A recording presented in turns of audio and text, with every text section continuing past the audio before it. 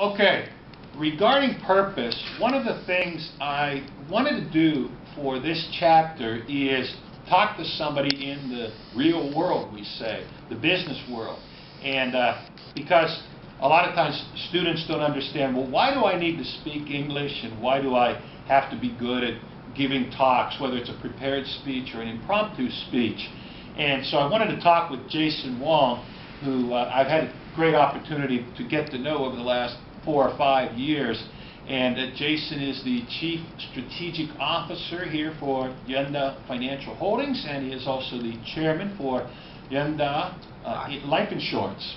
So he's got a couple of different titles here. He's a very busy guy, and Jason also spent many years prior to this. He was with China Trust, and so we might talk about some of that as we get into this. But first off, Jason, his English is excellent. Where did you go to university, undergraduate, and graduate school? I was in Taipei. Currently, it's Taipei University, we call. Okay. And graduate school is Zhengzhi University in Taipei, too. Okay. So yeah, I learned English there, but you know, it's the typical Taiwan style English learning, period. Right, right.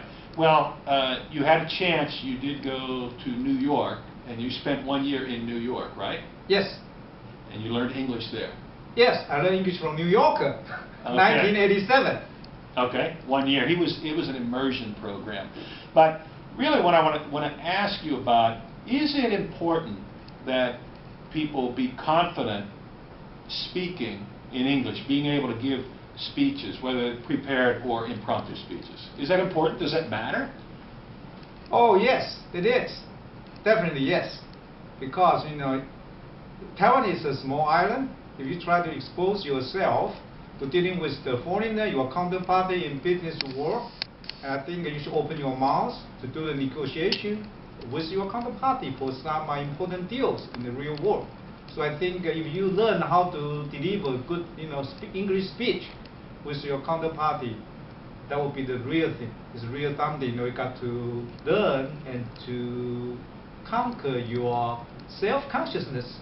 In front of your counterparty, especially for the Western world, the people from Western world, you know how to deal with them. Well, in fact, one of the things I know that you did recently was you actually had conducted negotiations with New York Life, with the headquarters of New York Life in New York City. You were doing this by phone mostly regarding purchasing their Taiwan division. And you were conducting the negotiations, right? Yes. And in English? Yes, certainly. So you were conducting these negotiations in English with your counterparts at New York Life in New York, and of course they were speaking New York type English, I say, with their accent, yes. right? Yes. Yeah. You don't have a New York accent. I don't know, but somebody say I got some little bit, English accent, from New Yorker. It's very interesting, happened on my shoulders. Actually, I was in New York, Big Apple, 1987. I learned English there almost 1 year, and back to Taipei, still continually, exposing myself in the English environment with, in the business world. And it's somehow lucky, 20 more years later on, in year 2013, I got a very unique opportunity to negotiate with New York again. As Bill said that, I'm going to deal with the New York Life headquarters, very important person, CFO in Big Apple. It's the first time I have almost 2 hours telephone conversation with CFO of New York Life. And I got to settle down the deals with him. And it's a telephone conversation. That's the first time I negotiate with the big corporation, happened in New York. And finally, I, touched down with a good success. We acquired New York Life Taiwan division. So I think I, recall, a long time ago, I was in New York, 1987, to learn English from New Yorker. And 20 more years later on, I deal with New York again, and then to acquire a New York company, Taiwan division. So it's very strange and unique experience and exposure I have to share with somebody else. Mm-hmm. Well, that's an obvious example. Obvious in that, okay, you were negotiating with somebody in New York, in the United States, but I also know that you have done negotiations and you've held meetings just in the last couple of years since I've known you in Japan, Korea, you were in Bangkok last week, and in Thailand, so you've also gone a couple of other countries, not America, but you've gone to other countries where then the meetings must be held in English, right? Yes.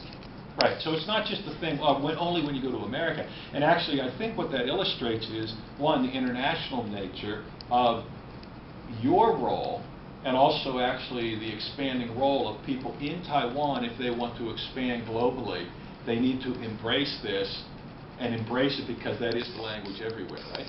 Yes. Actually, the mother tongue here is Mandarin, it's Chinese.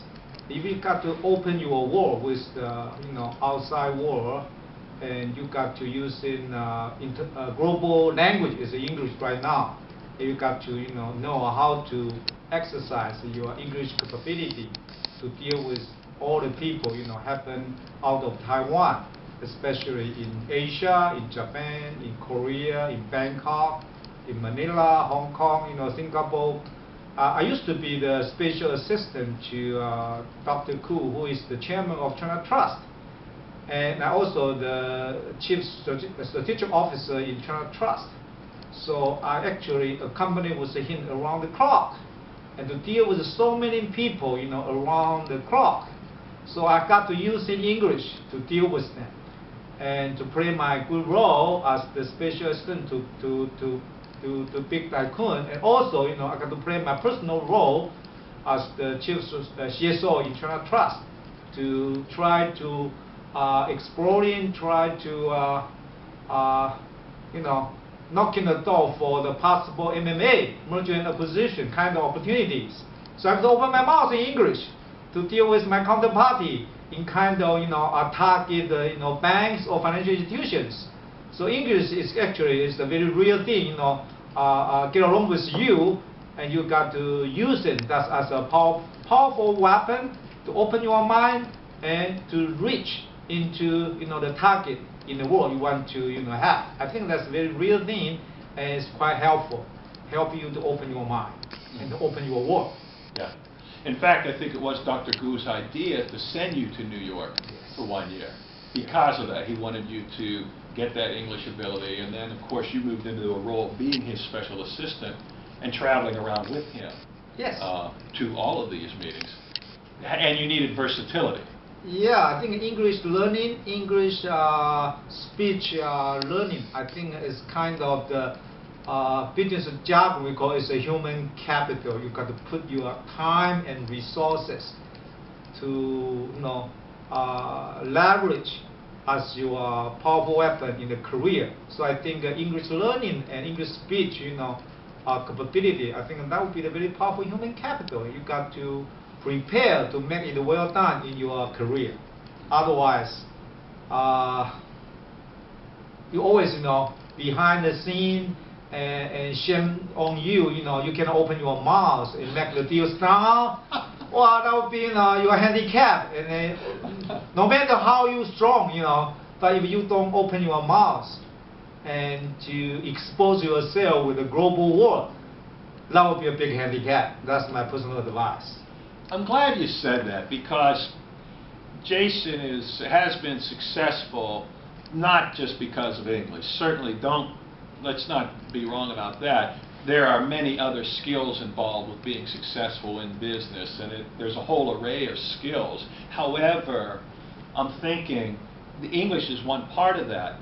Without the English component, without that English part, though, you probably would not have reached those levels of success at China Trust or here at Yuanda. No, so definitely it's not. a key part. Yeah. Yeah. So, and it also, what it does is it opens up things to where you're not just limited just to Taiwan, but then you can expand out to pretty much anywhere. And that's I wanted to mention it because that is the importance. A lot of students don't understand when they're in high school or junior high school, why do I have to do this?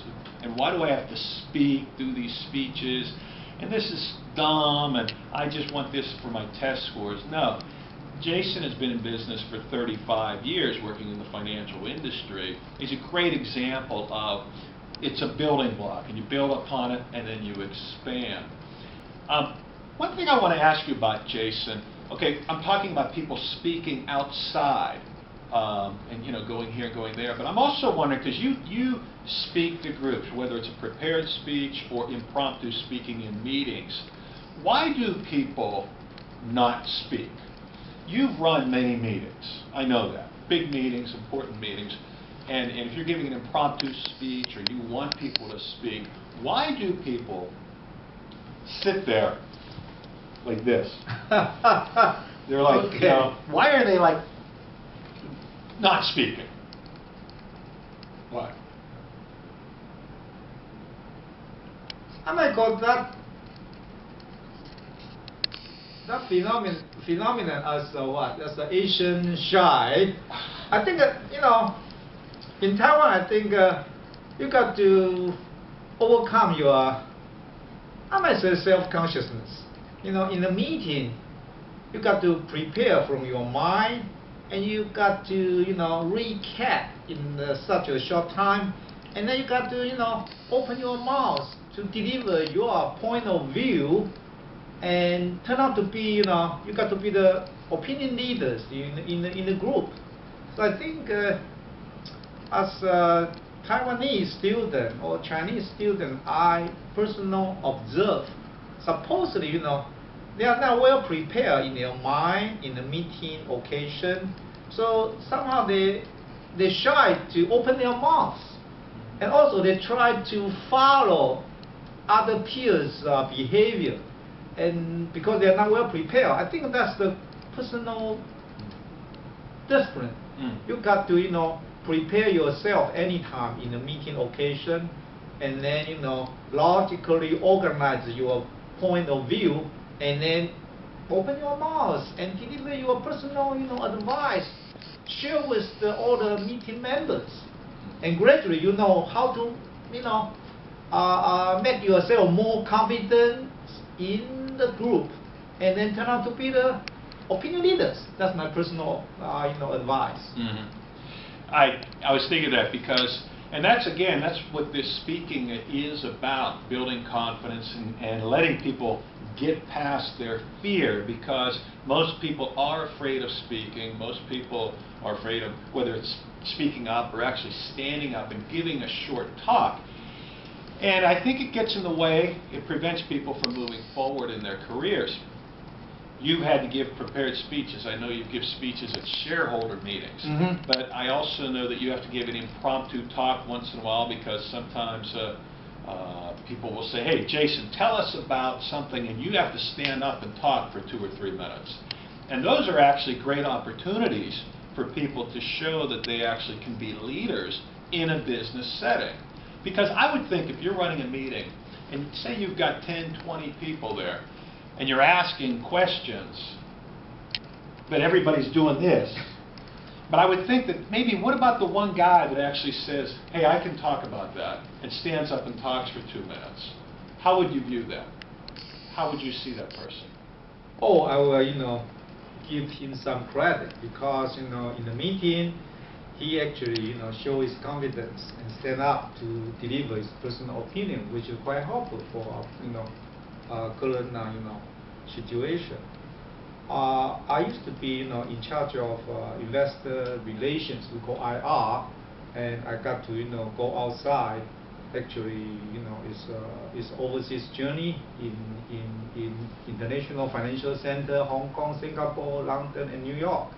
And quite a few, financial institution investor is face-to-face, one-to-one meeting, and they'll give you hard time and try to, deliver so many questions on your company performance. So that's a sort of impromptu speech. You got to react quickly and to defend your position regarding your company's performance. How do you create your shareholders for your company shareholders? I think that's the very specific occasion to you can foster your personal confidence to convince your investor and shareholders. And English is quite a powerful weapon, and to organize your personal point of view and share with your potential investor and convince them still holding your shares, your company shares.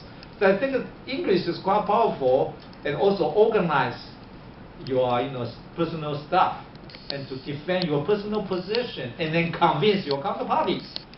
So if in the meeting, if the participant can show up and their opinions, I think that would be quite helpful to attend a so-called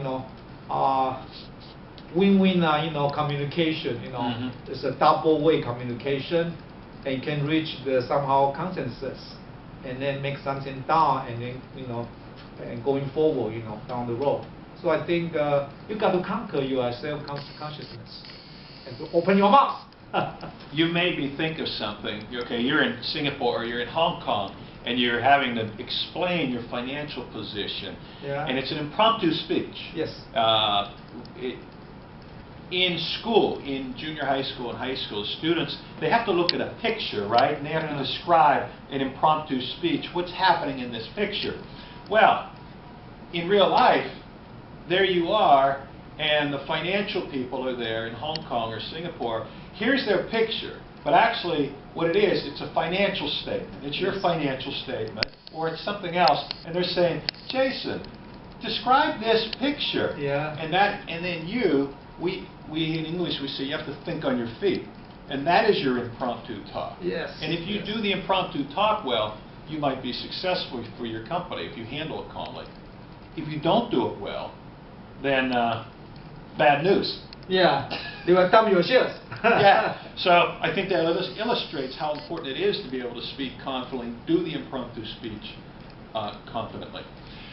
One other thing I wanted to mention to you is that the legacy thing.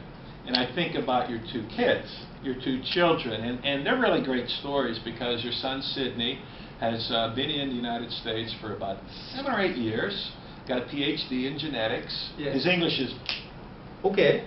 Great, right? And so his son Sydney is there in America studying genetics. Everything is in English, and he's opened up a whole new world. But the really cool thing is then also what I think about is your daughter. She went to England and she got a PhD, was it in public policy? In politics. In politics, right? And the cool thing about this, and this fits right in with this, is she actually went to a couple different locations in Europe and gave speeches in English, right? Yes. She had to deliver, she was invited to several universities to give speeches on her discipline. Yes. Right? And Yeah. she was on the debate team at Taipei First Girls High School, right? Yeah, also in Taida University. At Taida. Yes. Yeah. Debate club. Debate club, right? So she laid the groundwork early on. Yes. With her English ability, and then also mastering it with these other skills. Yes. And then it leads to further on a PhD, speaking in Europe. So I want to present these examples because when we're in junior high school and high school, we don't put this stuff together. We're like, what am I doing this for? This is just stuff that's driving me crazy. But I wanted to talk about Jason, his experience, his children, his work experience at Yunda and China Trust, and so that we can actually see some real-life examples of why it is important to master this skill, especially speaking, whether it's a prepared speech or impromptu speech. It'll give you confidence and help you overcome your fears. Great. Okay. Great. That's perfect.